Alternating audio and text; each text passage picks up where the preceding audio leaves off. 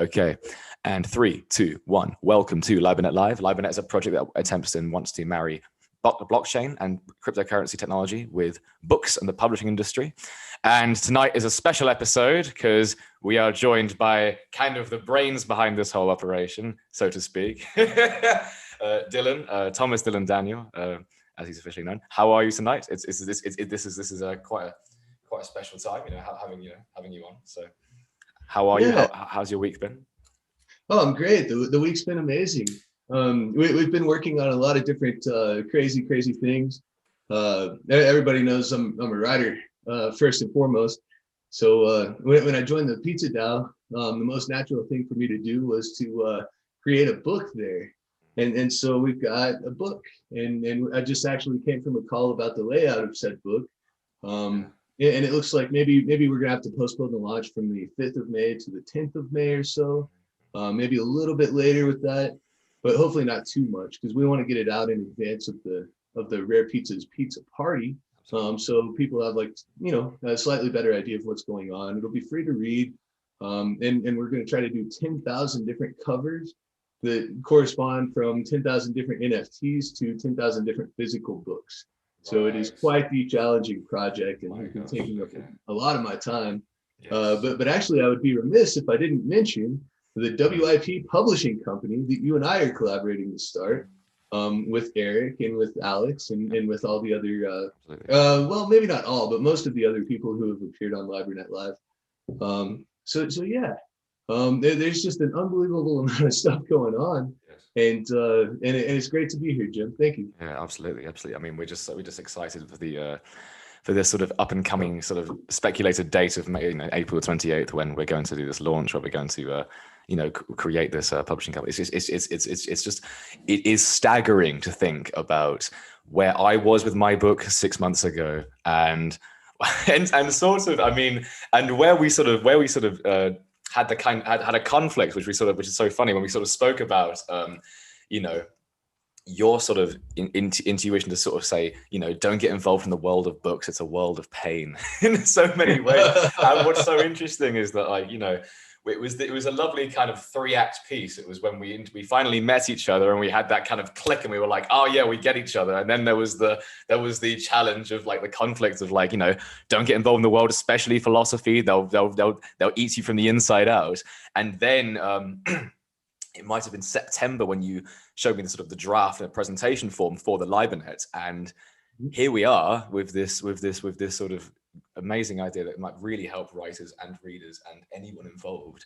And all of a sudden we got this, got this date, and we've got this show. Obviously, it's such a nice resolution, and obviously only the beginning of this sort of open-ended future, which is what I really love. And the fact that my book now it's completed is actually sort of not only going to receive a potential audience, but it's going to receive a potential audience that embraces the technologies that and help people anyway with with blockchain and cryptocurrency and NFT technology. It's quite a staggering kind of shift in my consciousness in the past few months about how I'm going to deal with the book, and how I'm going to then how I'm going to have to get it into the real world, or whatever you'd say. And it's absolutely. Well, it ties into a point that Chuck Palahniuk makes in his book about writing. He talks about this writing coach and all these different relationships that he had through his writing community. And he tells the story of this awful book that this man told him to go buy and read. And there was supposed to be an epiphany, and the epiphany never really happened. So eventually the student just goes, what the hell? There's nothing good about this book. And the teacher says, well, that's exactly the reason I wanted you to read it. A book doesn't have to be good to get published. Right. And so when you think about the publishing industry and the way that creatives, in particular like yourself and like myself, are generally kind of just looked at with sideways eyes, so to speak. Yeah.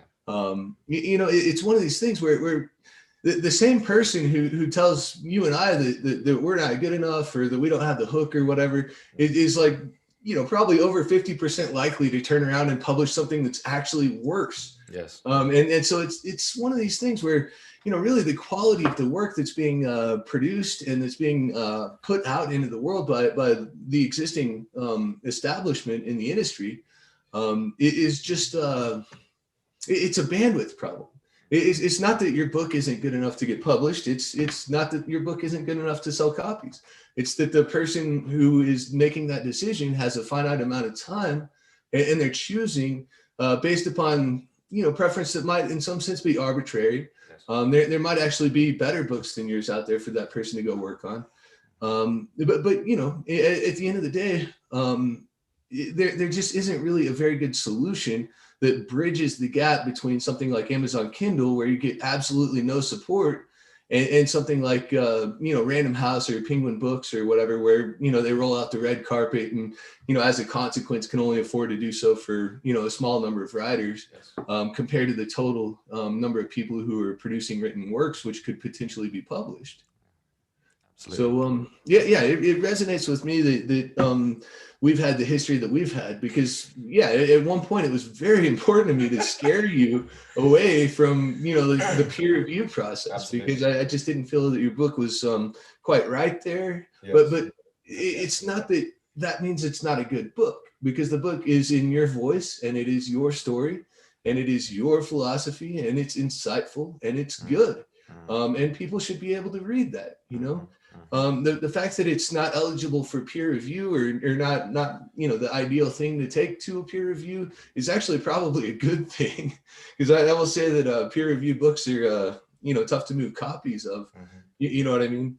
But actually, that story right there is the exact reason that I think that WIP publishing is the future. Yes. Right? Because what we can do is we can bridge this technical gap between the average writer or the average, say lit journal editor, and NFTs, which are, as we all know, like an unprecedentedly effective new tool to market such things. Right. And I've already demonstrated that with Bring Back Satire, right? So I've sold more, I've earned more money from selling NFTs of Bring Back Satire in about, 4 months or so. On various different platforms, and I did it an entire year on Amazon Kindle. And maybe it's not just me. Maybe we can do that for a lot of people, and that's just extraordinarily exciting, So yeah, right now I'm still reading your book. I haven't quite finished it yet. Absolutely, yeah. I do intend to write a foreword for it by Wednesday and launch it. But wow, yeah, of course, yeah. There's a chance it might lag a little bit, and that's okay. But let me explain why that's okay, because we're launching on Wednesday, on the 28th. We're going to do it. It's going to happen. We're going to be there. You're going to host. I'm probably going to be there. I'll probably be mostly quiet, but maybe say like a few things. And then, it's going to be one of these things where we're going to talk about all these writers, and we're going to talk to the audience, and we're going to, kind of share the excitement that we feel around this project with the broader world at large. And the reason that it doesn't matter if we have your book ready yet is because we already have at least 5 other books that we'll be ready to go with on that day. But Absolutely. Also because the POAP tokens are amazing, miraculous, wonderful things. So what we're going to be able to do is allow users to claim these POAPs, and then, say there's a one-day delay on one of the books, or maybe there's another book that's going to delay a little bit longer. Well, guess what? When those books do launch, we can actually go ahead and go through the same airdrop process to start, the relationship with the audience off on the right foot. Absolutely. Even if it's a day or two behind, because we still have, all the Ethereum addresses, because it's blockchain, baby. Blockchain makes things easy to do. Absolutely, yeah. It removes the sort of the arbitrary formalities of the past, whether they are unintentional and just the way things are, or enforced. And when you, I'm trying to remember back by one of the first things you said in that was, these sort of, how we can at least say that perhaps the publishing industry and how it works is just, it's a bit of an accident. It isn't really intentional, but that's not to say that it's not cutthroat in a lot of ways. I mean, there's a brilliant literary agent who actually sort of exposes the way that he the way he does things. And you know, usually you can't approach a publishing industry, and to begin with, you have to approach a literary agent with a cover letter, and you have to make that cover letter absolutely perfect. And he has a list of them. He says, I'm going to show you what I do with these cover letters. And then he's like, no, you spelled my name wrong. No, it's a trope I've seen before. And it's so little time. And it's like this technology not only addresses that problem, but addresses problems that may not have been at the forefront of the public consciousness, because, you know, the forefront of, the book can be a sort of work in progress, as is the WIP publishing name based off of, you know, it makes things more fluid, and it allows like the sort of much more fluid and flexible interaction between writer and editor, and especially writer and reader. And as you said, writer and artist, right? And writer and artist, absolutely, yeah. Oh yeah. What we aim to do is take the existing way that things work more or less in publishing, and we aim to shorten the network, so that everybody's closer together, so that things happen faster, and so that, you know, things are more efficient, which means that the writer, such as yourself or myself, can actually, you know, basically put in their pocket a greater percentage of the proceeds of their writing than they could in the past. And with things like academic journals, with things like literary journals, you know, there are these volumes that are being put out on a regular basis and just not being monetized. And the reason isn't necessarily because you can't. The reason is because the technology today isn't sufficient to create the sort of ecosystem in which it will be most effective to do so. And so with the WIP publishing name, yes, it does stand for work in progress. Our intention isn't explicitly to publish unfinished works, but rather, you know, the name, in my mind at least, harkens back to you know, sort of the continual understanding that things could be better, right? So we have to understand that the publishing industry itself is a work in progress. It's not there yet. It's not meeting the needs of all of the people who have said needs, and it probably won't for a while, and that's okay. You know, the goal isn't to make it perfect before we start. The goal is to start the process of making it better, making it more inclusive, making it easier to make money from, for writers that are already writing today. And so if we have success, what that success is most likely going to look like is going to be a large number of writers coming in, putting their works out there, and then getting smaller amounts of traction.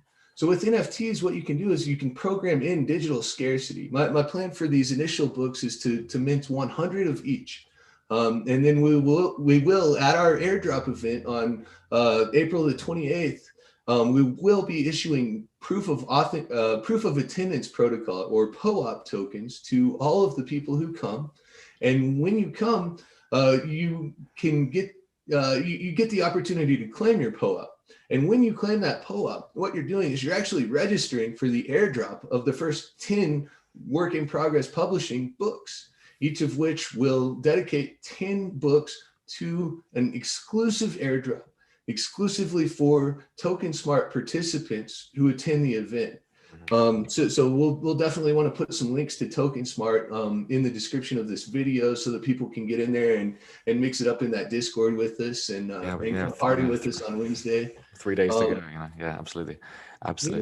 Yeah, it's dead exciting. It's dead exciting. Just sort of jumping into sort of like, you know, uncertainty and being able to, you know, embracing change and embracing, you know, natural improvements of things. And this is what the whole point is. You know, it's embracing kind of flexibility and for writers to, you know, be able to understand that, you know, that you know, that the way we sort of, you know, the way that we sort of liberate and democratize human knowledge, as Alex wonderfully put in episode 5, which is the you know, the tagline I almost always say at the beginning. It's what it is the idea that knowledge is not a sort of manuscript or a set of principles that we have to follow from the top down, especially from the top down. Absolutely, it is a streamline of exchanges and ideas and conversations. I mean, what sort of debates between philosophers, but conversations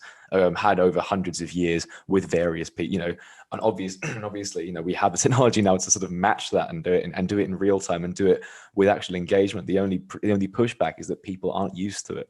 And I always hammer this thing. I always hammer it down. It's like, you know, people are always going to reject something, no matter how much better it is, if they're not used to it. And I think that general mood is going to be, is something to grapple with when we're going to actually sort of, you know, especially when you're dealing with people that I know that are sort of like, you know, what the hell's an NFT anyway? Why wouldn't I just sort of download the J, you know, all those sorts of arguments. The reason that we're launching this early, like we're doing, and the reason that we're going with it now, as opposed to waiting for a month or trying to build our own blockchain or something first, is because it's going to help in those conversations to have something to put into the audience's hand and say, look, this is what we're talking about. And when we create scarcity around these books, like think about the market right now. There are so many writers and they are scattering their efforts across the internet.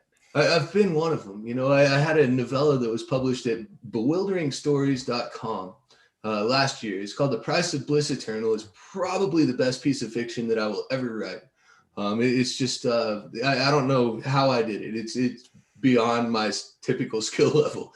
And the team there was amazing. Everybody that helped with that was an amazing.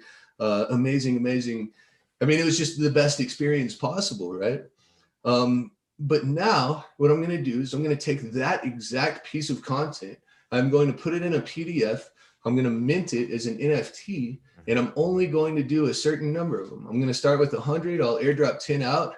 If the 100 all sell, I will mint 1,000 of them, and you know, we'll go from there, and we'll proceed on the logarithmic scale so that the scarcity of the artifact is always preserved.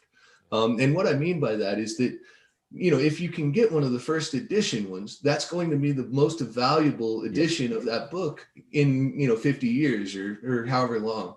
And so by creating assets that are designed to last that long, and giving everybody, you know, the ability to do so, what we're going to be able to do is we're going to be able to create a market where currently there isn't really a market.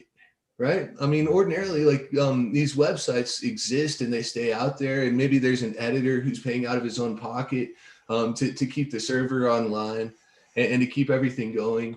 And those people are saints. You know, I look up to those people because they love what they do, and they're not going to stop doing it no matter what anybody says, no matter how much it costs, no matter what the personal hangups that are going to come to them are going to turn out to be. And there's just something so admirable about that to me. But what would make it better, right? What would be an effective and efficient way to monetize it? So my hope is that what I can demonstrate with this this novella is that, you know, this piece of work, which in the past has been featured for free, with the addition of digital scarcity, is actually something that people will pay money for. Yeah. And I want to show that to the people at Bewildering Stories, and then I want to get them on board with WIP Publishing and offer them a service that will basically put them in touch with the programmers that we've met and that we're recruiting, and make it possible for them to NFT not only their entire existing library, but everything they do in the future. And you know, if we, you know, drill down and do it correctly, we ought to be able to gauge the size of the market that there is for these things. And we ought to be able to provide a scarce supply of the tokens that causes them to become valuable. Whereas in the past they were free and it was difficult just to drive traffic to the website. I think that what's happening here in a nutshell is that we are on the cusp of a revolution that will enable small-time publishers who couldn't make it in the past to actually get in there and start making some money. And even on the academic side, you know, one of the biggest crimes against humanity that's going on right now is that grant-funded research is being hidden behind paywalls everywhere. Right. If you create digitally scarce assets that allow people to read the actual text for free, there's a role that the NFT has to play. Currently, a bookmark on your website is kind of the gold standard, right? If there's, or maybe a PDF that you download into like a specific drive that you have to keep track of. One of the value propositions that I see from blockchain uniquely and from NFTs in particular is that if you actually go out and do a transaction and purchase that thing and it lives in your wallet forever, you never lose access to it. You can't lose it. It's there. It is on the blockchain. There's a digital record of that transaction. And you're not going to end up in this situation where, there was a research paper that mentioned a term that you were interested in, and now you have to go back and you have to try to find it, and you can't because Google doesn't work all that well. And even if, everything was still out there, the indexing function just isn't quite as good as what the blockchain can do, right? Which is nuclear, which the technology is nuclear grade, as someone sort of pointed out a couple of weeks ago. It's no joke. It's no joke. That's right. And it doesn't even work perfectly yet. But one of the reasons that WIP publishing needs to incorporate a very heavy, very strong technological arm is because we actually intend to address some of the problems with the technology that exists today. And so there is just a great deal of development that still needs to be done. But fortunately for us, we're already in a position where we have some extraordinarily useful technology that can actually probably already change the game for people in publishing who aren't making it, such as myself, such as yourself, such as so many different people who've had a hard time, even though they're talented and even though they have unique voices and even though they have something to say. Exactly. The bar has been unreasonably high. Yes. And now it's about to kind of come down, and we're going to see, I think we're going to see nothing short of a renaissance in terms of published literature. Yeah, absolutely. It's so interesting to sort of hear people go off. It's interesting to sort of hear people like, I said it like yesterday with Eric, someone, my friend who had a sort of worry that there was like too much music being made. There was too much content being made in a certain way. And my only response was good. I'm so glad that, for example, that we are able to have the resource and technology to actually, for example, record in our home studios and we can stream it or whatever. I mean, obviously there are huge problems with that as well, which this whole decentralization blockchain thing system is going to try and address. But it is sort of strange to hear people say nothing much is going to change. Because so much has changed already in the past 20 years, but it happens right under your nose and you just don't notice because you become accustomed to it. And what really strikes me is that the mission statement of like both this and Pizza DAO and Cypher and all the rest of them is that we want to sort of unwittingly, but like, enable artists to sort of like suddenly find themselves with much more power and capability and monetization or monetizability than they did before. And that, I mean, this is the whole thing. The issue, of course, is that people aren't used to it. People are ideologically driven by by certain systems that they've had to accept since birth, and obviously when we do sort of denote our power and give it away to sort of Amazon or Spotify or whatever it is, we sort of give it away. In the Pizza DAO essay, I have this very this interesting sort of remark where I say, "Daddy, what was it? Daddy will take care of it." And I thought it was very risque sort of thing to put in like an essay about Taoism, but it feels relevant now. Is this sort of idea that it's not just Daddy will take care of it. It's Daddy will take care of it if it's good enough. And so in music, one of my favorite bands of all time is The Replacement. And nobody will ever convince me that their best album is not Sorry Ma Forgot to Take Out the Trash. The first record they ever put out back when they were young, grungy, fresh off the streets with everything to prove and nothing to lose. And I think so often in music, you get that moment and you get to watch the progression from there to, where you are at the end of the, the career when you're doing shorter more polished songs, and you've got, all the different things that are dubbed in over the track and everything is perfect, right? But they didn't start there. Nobody ever starts there, right? So why don't the writers get to be punks too?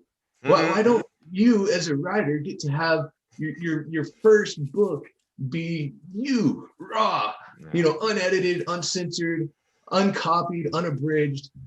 You know what I mean? Yes, I feel like the thing that is missing from the literature industry is the voice of the new writer. Somehow we've made it so unbelievably difficult to ever get published that nobody who is getting published is doing anything all that new in some sense. A lot of the experimentation is out of it. There's not as much creative diversity as there should be in the industry, as there is in other industries, as there is in art, as there is in music.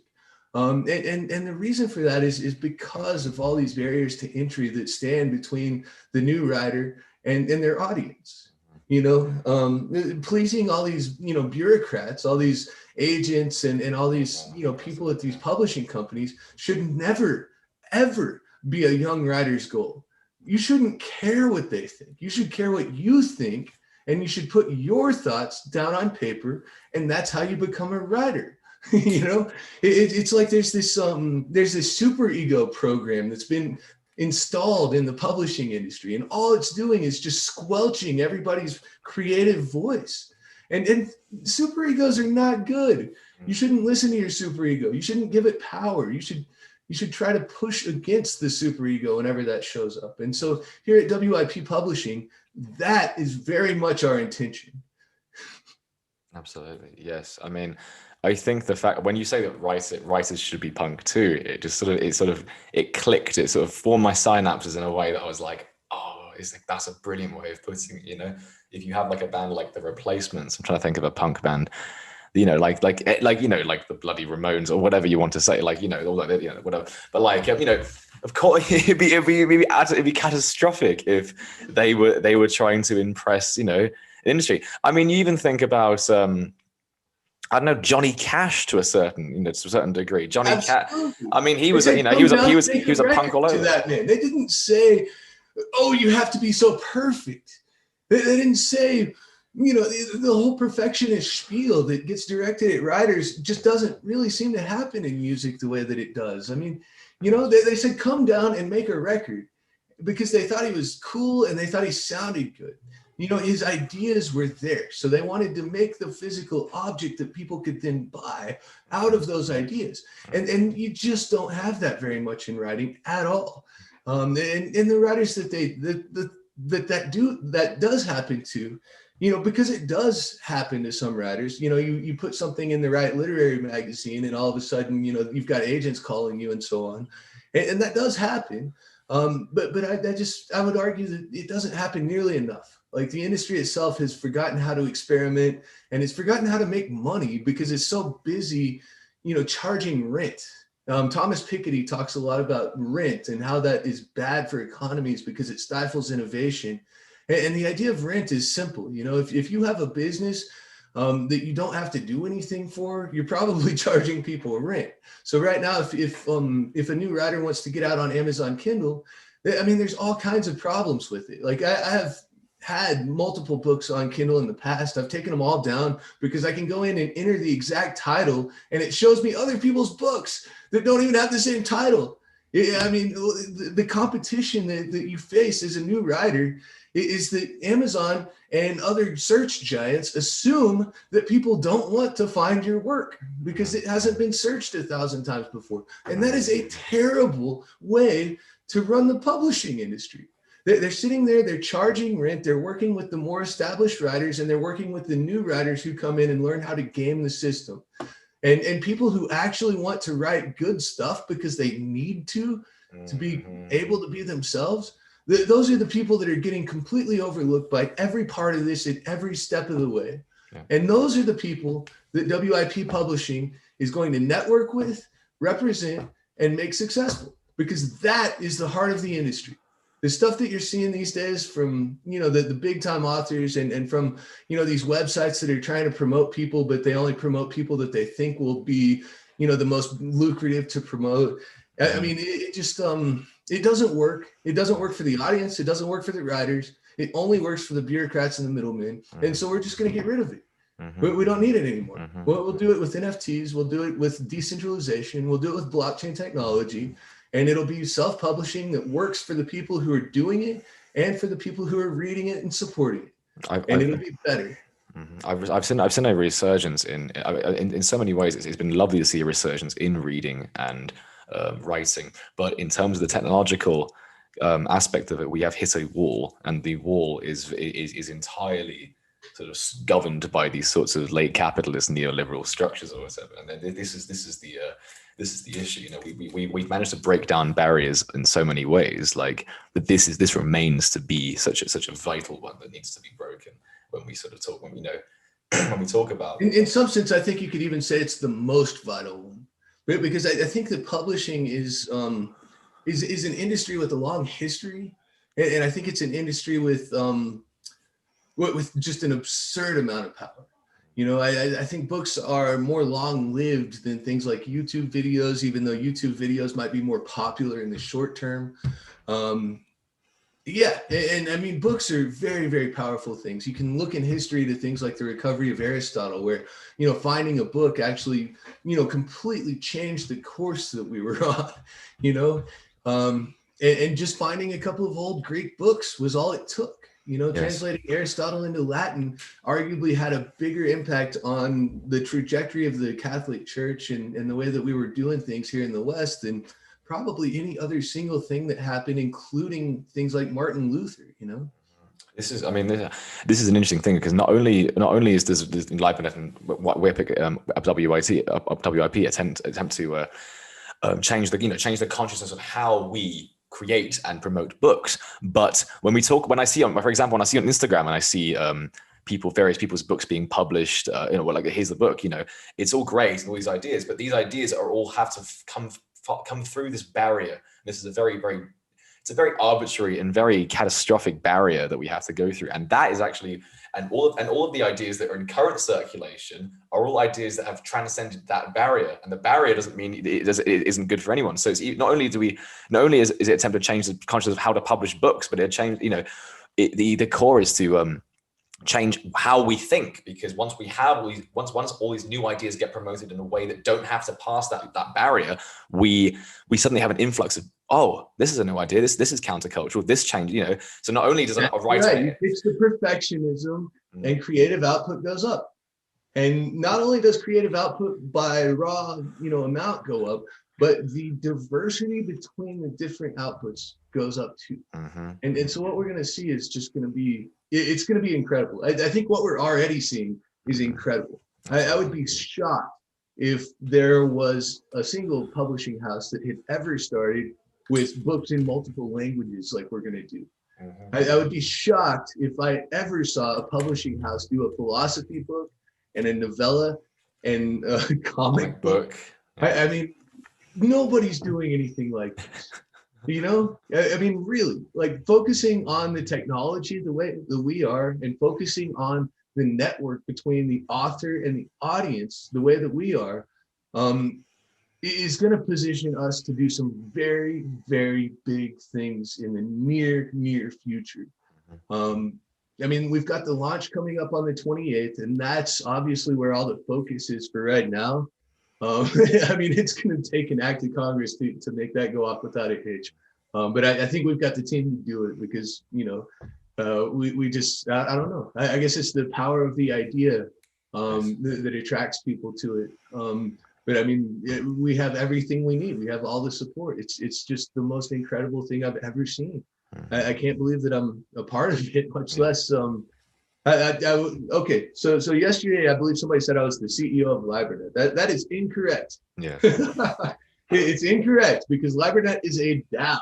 There is no CEO. It is not a corporation. It does not exist for profit. It is a public utility that, you know, originated at least partly in my mind, at least partly in Easy's mind, and probably, you know, at this point, to a larger extent, in Alex Wyckoff's mind. Yeah. Right. So that is a decentralized autonomous organization that we intend the public of the world to own.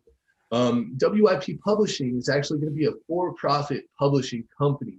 And to put it simply, the point of WIP Publishing is to white glove existing literature and new literature onto the blockchain, so that the authors don't have such a high technical overhead to meet.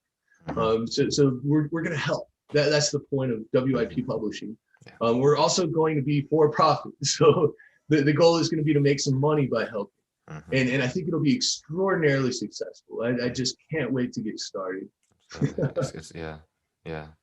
It's going to be so interesting from my perspective, having the sort of chance to, I mean, even having the chance for people to read what I've read, it would be, it would honestly be a point where if I could give away books for free, I would. And I'm sure most writers feel the same, because they, as you said earlier on, it's not that we just say, oh, I fancy writing today, especially, at least it's not for me. I write because I absolutely have to. And it's like, it's somewhat of a human right. I mean, take it back to the conflict that we were discussing earlier. I remember having that conversation with you, and I remember you said, I can't stop. And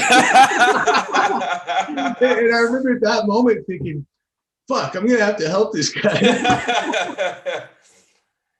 Because I got the same disease. I know how it is. It's just absolutely. I mean, it's the whole thing about creativity, and it's like it's a very strange thing. I mean, even for some older generations, like when we're sort of, I notice whenever I'm in this space and I talk to people like you and people like Eric and people like Easy and Snack, all of you guys, I always notice this sort of consensus about how things are, which makes me think that there's not much worth in talking about it. But when I actually go out into the streets and I hear how people talk about creative ambitions and worries about opinions of other people, it's all backwards. I was speaking to someone yesterday and they were sort of, their mother was insisting, oh, you need to stop doing, you need to stop, you're a writer, but it's not going to work out, blah, blah, blah. This isn't going to make you money or whatever it is. And what my point was is that creativity is not a choice. In some cases, it's actually a burden, in some cases, it's actually preferable not to be creative, because then you can just get on with your life and you can do whatever. But for people who are creative, we are extremely burdened with the lack of choice but to create. But that as a result, such wonderful things get created, and these are the people, these are people that have sort of, I don't know, I don't like to follow some sort of deterministic aspect of it, but they have somewhat been not chosen, but they're no, sorry man, you're gonna have to write books forever. You're gonna have to paint forever. You're gonna have to write music forever. It's and which is why it's so fascinating to hear my friend sort of argue that there's too much music being made, as if you could just say go to some of these people and just take the guitar out of their hands and say, you got to stop doing that. It's you're oversaturating the market. There's a tweet that's relevant here from a guest that has appeared on the podcast in the past. I'm talking about Rizzle. And what he said is, we are building a creator-driven economy so that when my kid says I want to be an artist, it is not looked on as a poor career choice. It is looked on as being dope as fuck, the way it should be. And I mean, you just can't put it any better than that.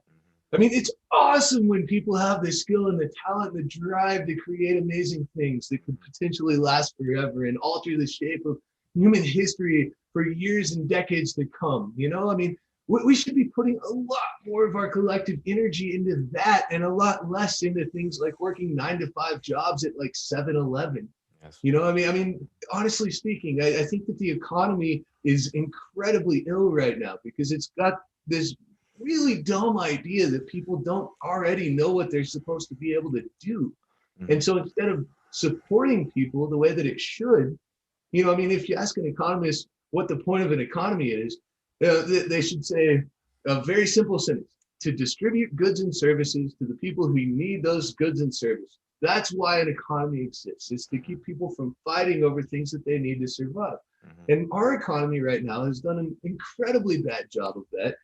And instead of doing the basic, fairly simple thing that we should be able to easily do with technology as it exists today, we're just not. We're telling everybody, no, you're wrong. No, you don't know. No, you don't get to choose. And man, it's making us all sick. It's stressing us all out. It's probably giving us cancer, and more importantly than that, it's crushing the dreams of people like my little nieces. I want them to be able to be creative when they grow up. I want them to know the joy that comes from coming up with an idea and then putting it into a book, you know? I mean, getting your book in the mail after it came out of here, Yes. you know, it's one of the most exciting things that you can experience. Yes. I feel the same way about art. I feel the same way about so many of these different things. And I think it's time to make the change from this exploitation economy to a more creator supportive economy. Mm-hmm. I don't know why it's taken us so long to figure that out, but I think that, you know, now that we know, people should step up and they should say, hey, I want to be part of the solution to this problem. How can we make the world more badass? Absolutely. I wanted to just sort of say, I think it's so interesting because in America, I think in the UK as well, but in America, it's quite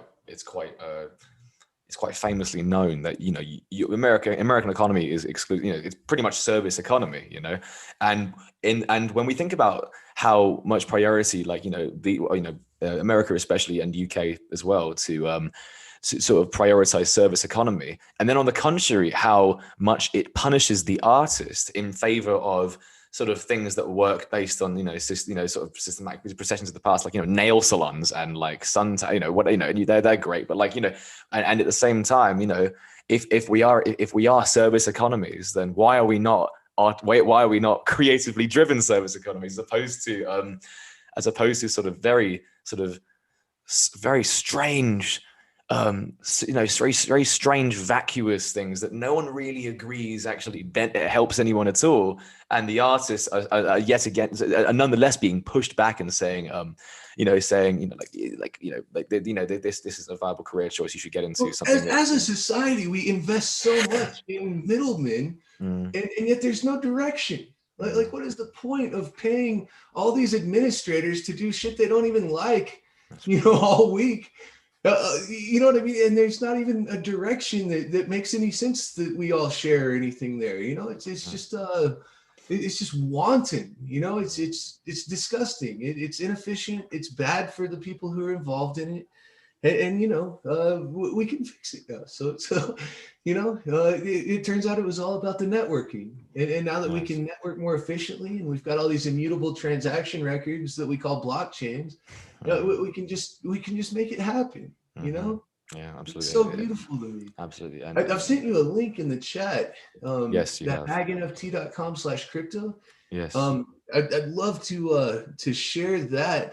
I can just how about I just share your screen, then you can because yeah, then you should be able to share the screen, and then you can then we can show us. Certainly.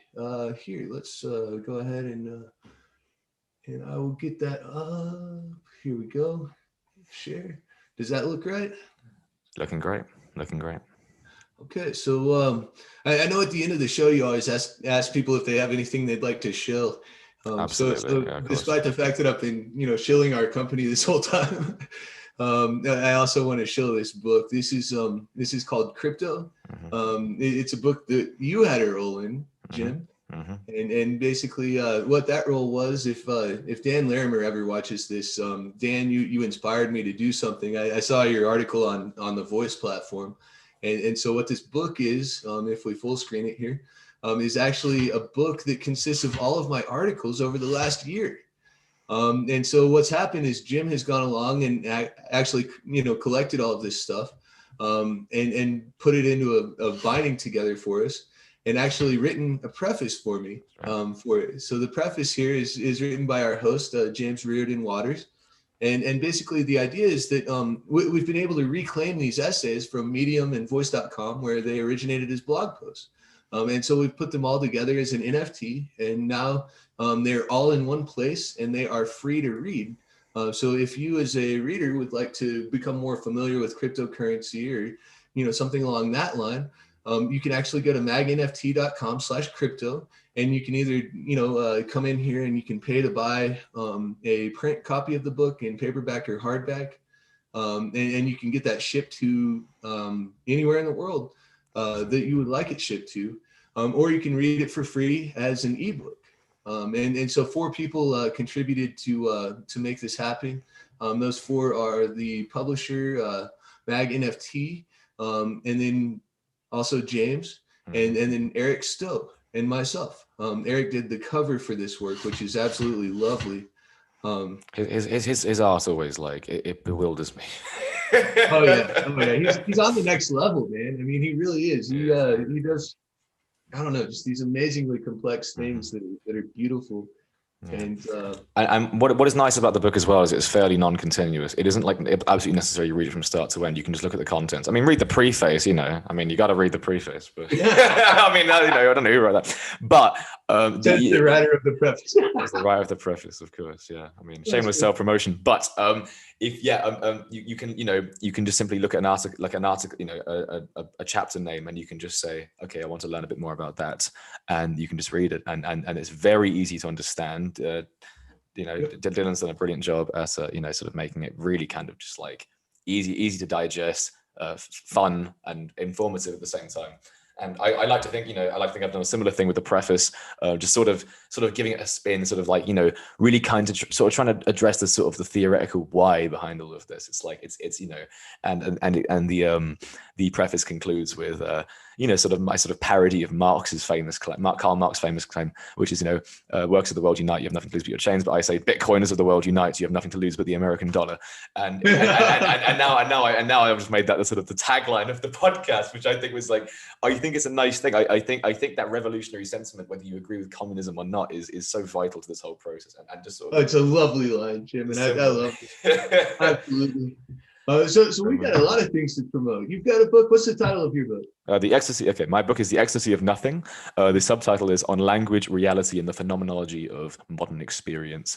And it's very funny. Outsider's view of the philosophy of language. Yes. And you do a great job breaking it down into new categories and new constructs so you can make different points from, which I think is phenomenal. And I also love that you reference Language, Thought, Reality by Benjamin Lee Whorf, which was just a pivotal read for me in grad school. And I'm glad we were able to connect on that you told me to read as well when we you know, and I love I mean perhaps I sort of started the book obviously sort of getting into Buddhism, but when I sort of began writing the book properly, because I didn't know how to write. This is the interesting, like this is a beautiful example of the work in progress ethic, because I actually started this book not knowing how to write, and I spent a year trying to write, and I was like, both the style was shite and the content didn't really make any sense, and I was like, no, I've got to do it. And being a writer with no bloody choice but to write, I just kept doing it. I must have rewritten that thing about 30 or 50 times. And suddenly it comes up to October 2019, and then suddenly I write something like, I can do it now. And then, you know, and then by the end of it, you know, it was like, right. And I both learned because it was sort of like this kind of, with this sort of theory of kind of, you know, general, you know, sort of language being a kind of, you know, a sort of an opponent to reality and sort of being sort of oppressive in its structure in how we sort of think about things, which is what I really try and explain, which is I do my best to explain in the book. We are, you know, I lost what I was going to say, but we are so inclined to sort of categorize things in certain ways, to the extent that we don't really know. We have no sense of freedom. But I find it so interesting that, like, when one you of the most freeing things that there is, right, yes, it is the destruction or recreation of those existing categories. Absolutely. And I would even go so far as to say that to be a philosopher is to be a person who can appreciate novel ways of constructing those categories. Absolutely. Without necessarily buying into it, right? Yeah. You know, entertaining an idea without believing it. This is exactly the conversation I had with Victoria, who I would love to sort of have a sort of more kind of this sort of thing. Got to get her on the podcast. Got to get her on. Absolutely amazing. She's really good. Yeah, works really hard as well. But like, I was really kind of thing where I was kind of like, you know, really kind of like saying, I'm not sure if I agree with that. I'm not sure if that's true. And then I decided, and then I sort of slowly switched, and then I completely switched. I completely flipped, and I said, it doesn't matter if it's true or not. It's how it's a tool. It's what's useful. And I actually think that language in its formal form is actually best to be useful rather than true in that sense, because. And this is the conversation I had with Victoria. It was like, you know, it doesn't, you know, it is the tools that we use to better the quality of our experiences. And philosophy does that obviously on the nose. But when we speak in language, you know, when we speak generally, we find ourselves thinking that we're trying to map out truths about the world and trying to understand everything.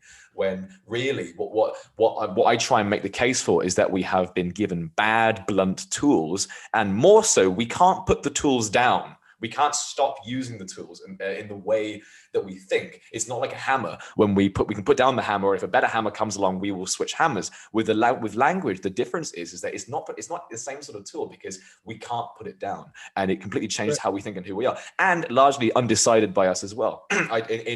In the chapter A Theory of Dimensions, I talk about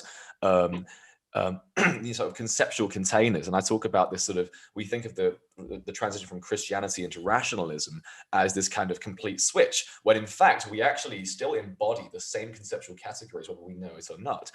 When you hear Descartes say, "I think, therefore I am," in a sort of bid to sort of reasonably doubt everything, he is actually doing it implicitly based on the soul-earth duality. Descartes was a Christian at the end of the day, and he used his philosophical queries to conclude an atheistic God. A strange coincidence, but this is the thing. I mean, this is the thing. I mean, like, when we move from Christianity to rationality or the Enlightenment or whatever, we actually still implicitly we imply the soul, only the soul is gone and we are dead meat. And our question of ethics is, before it was a creator, now there's a hole in the sky. Eastern cultures don't have this kind of framework. Eastern cultures, if they haven't been poisoned by Western ideas, aren't nihilists, even if they don't believe in a theistic God, because their conceptual structures are completely different. They don't say, "Oh, we've lost a God." They have a completely different way of thinking about it. My sole point is to say, why do these things exist? Why do we abide by them? Why do we feel so afraid to question them for the sake of actual freedom? And possibly the most radical form of freedom in what I would argue to be freedom from concepts. And I say at the introduction, Sartre turned towards societies, but he didn't turn to concepts. And when we think about, there are so many different ways to perhaps even see a coffee shop. It isn't the case that we are all just given this sort of, this is what the coffee shop is. We are burdened by, certain ways that we've been forced to think about the coffee shop, and the whole point is that we can master these. We can master these entirely. Obviously, I can't speak in length about the entire book because I go into so much. Every chapter is semi-different, and I know you want to speak. And it is and I try and make it non-continuous as well. It can be kind of hard to do, but you don't have to read it from start to end. You can just pick it up. You can just pick up a chapter. I want to read more about this. I want to read about this. But I am so excited. I know you want to speak. I'm so excited at the prospect of people just reading my book in general, before the fact that I might make money. People might be paying me to read my ideas, and it's like, bloody Christ, that's a strange thing. Jim, I gotta tell you, man, there are a lot of writers that feel exactly the same way that you feel about this. Absolutely. And if you're in the audience and you're watching this video and you're someone who writes, reach out to us. Yes. Absolutely. If you're as excited about what you've written as Jim is about what he's written, and as I am about what I've written, there's a great chance that you'll be an amazing fit with WIP Publishing, with the Libernet DAO. We're absolutely interested in making friends with everyone. Unfortunately, I'm going to have to run. Absolutely. I just want to conclude by just saying, please reach out to me. My DMs are open. My Twitter will be in the description. Thomas Dylan, his DMs will be completely open as well. And the Libernet, obviously, the official Twitter for us, will be open. It's been brilliant having you on. It's been a pivotal moment, kind of like, the mark of some sort of, some shift in maybe even how we do things on this show. So it's been brilliant, Dylan. Thank you so much. And thanks everyone for watching. If you liked what you saw, please subscribe. If you want to support the channel, please subscribe, hit the notification bell.